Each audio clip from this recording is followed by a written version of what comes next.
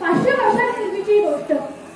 मानसिंगाने फिक्री केली आणि दिल्लीच्या बादशाला जाऊन मिळाला. राजस्थान राज्याची सर्व जबाबदारी सेनापती म्हणून महाराणा प्रताप यांच्यावर आली.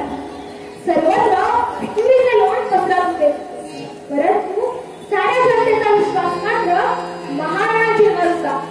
म्हणूनच बादशाने महाराणाजींना त्रास द्यायला सुरुवात केली. त्यांना पकडण्यासाठी हजारोंची सैनिक पाठवले.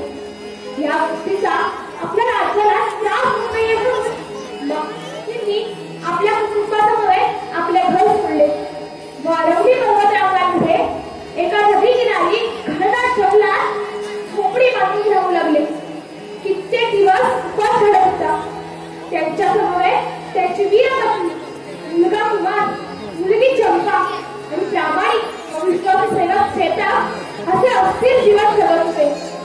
एक दिवस भुकेने मुलगा कुमार ताईला सांगतोय, ताई खूप भूक लागली ग, खूप भूक लागली, खायला तरी खायला दे ना.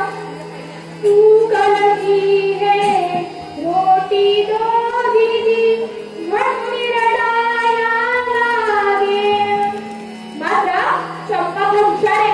त्या कुमारला सांगते, गोष्ट तुला सांगू का वदते, बाळा हे निकळीये.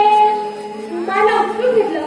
नदी काठी गेले, नदीतले मासे दाखवते, झाडाबरोबर खेळते आणि गोष्ट सांगते. गोष्ट कुणाची आहे? गोष्ट स्वतःच्या वडिलांचीच आहे. ऐक ऐक राजा होता, राज्यहीन महाराज, धर्मराज जणू दुसरा, राज्य करी छान. काय जाहले सापडले, राज्य हारविले. अरण्यात त्या राजाने झोपडे जगले.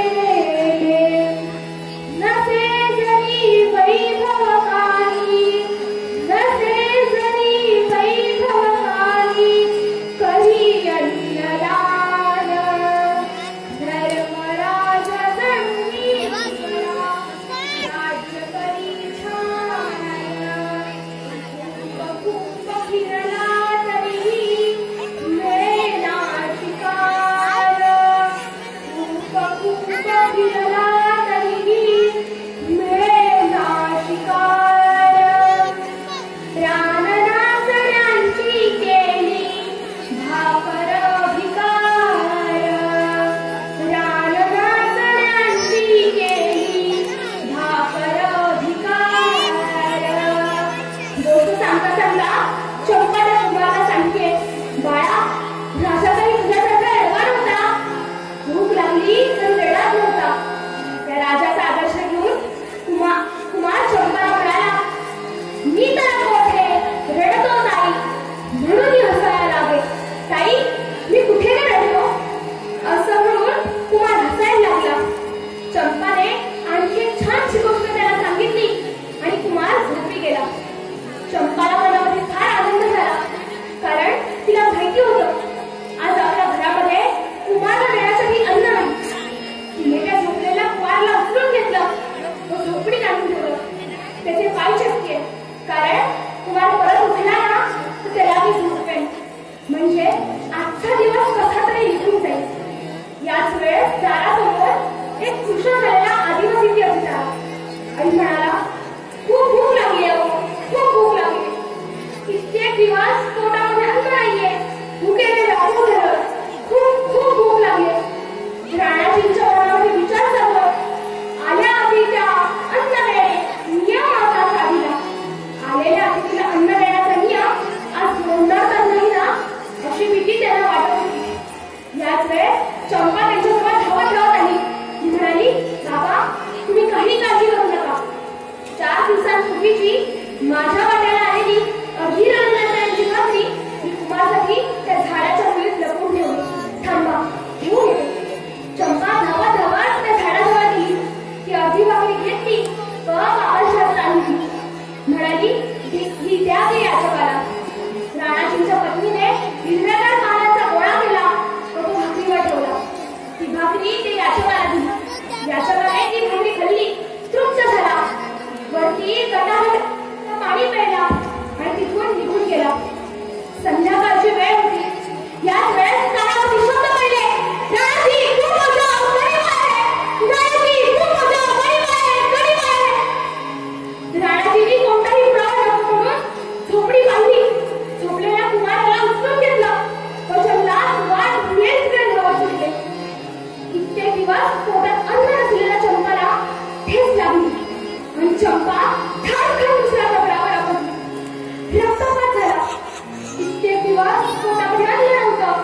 त्यात रक्तपात झाल्यामुळे चंपा बेशुद्ध पडली. महाराजांची आपल्या पत्नीला म्हणाले, मी जर माझ्या कुटुंबाचं संगोपन करू शकत नसेल तर आत्ताच्या आपल्याला दिल्लीच्या वाटेला जाऊन येतो. फितूर होतो. फितूर अशा घरावर पडतात. चंपाने सारे प्राण कंठाशी आणले. बाबांचा हात हातामध्ये घट्ट धरला आणि म्हणाली, बाबा काय म्हणाला? तुम्ही फितूर होणार? त्या दिल्लीच्या वाटेला जाऊन येणार? मला एक वचन द्या, तुमच्या हृदयात शेवटचा श्वास असेपर्यंत तुम्ही अखंड हिंदू म्हणून जगाल. त्या दिल्लीच्या वाटेला जाऊन कधीही मिळणार नाही. फितूर होणार नाही. आपला घट्ट धरलेला हात सैल होत गेला. आपल्या रक्ताच्या टिळा वडिलांच्या कपाळी लावला व चंपाने अखेरचा श्वास घेतला. राणाजी व त्यांच्या कुटुंबावर दुःखाचा डंका कोसळला. चंपाचं प्रेत तिच्या आईच्या मांडीवर असताना तिच्या आईची अवस्था मात्र मांडीवरती गेलेलं ते तिच्या अजिबात सुटलं. वाटत होते तिला राजहंस माझा अंतरा. यावेळेस महाराजांची अवस्था मात्र लाली राजलक्ष्मी सारी मनाला खंत नसे भारी पळाले सर्वगण होता मनाला त्याची नसे खंत बाप नसे काळ सगळं दुःख मी सांगू कोणाला. दुःख मी सांगू कोणाला. यावेळेस परत कानावर शब्द पडले, राणाजी खूप मोठा प्रेम आहे. राणाजींनी स्वतःच्या मुलीचं प्रेम खांद्यावरून टाकलं व जंगलात वाट येईल तिकडे धावत सुटले. राणाजी खूप मोठा हे शब्द कानावरती घुमतच राहिले. धन्यवाद. खूप सुंदर एकदा चौथा काळ होता या कार्यक्रमासाठी.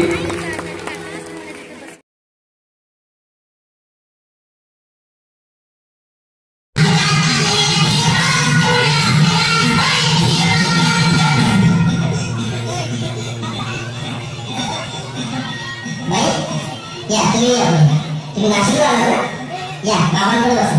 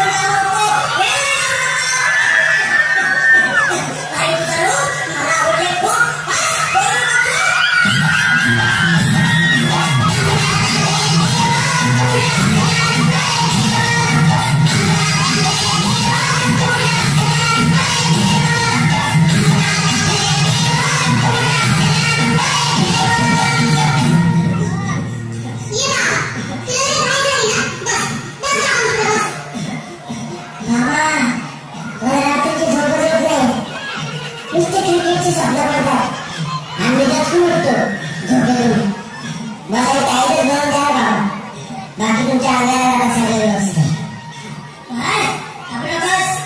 तुझ्या शिरावस्त्राला काळजी कशाला करतो? हे पुढं बस आता, सगळं ठीक होईल. थांब, आता तुला एक ताई करून देतो.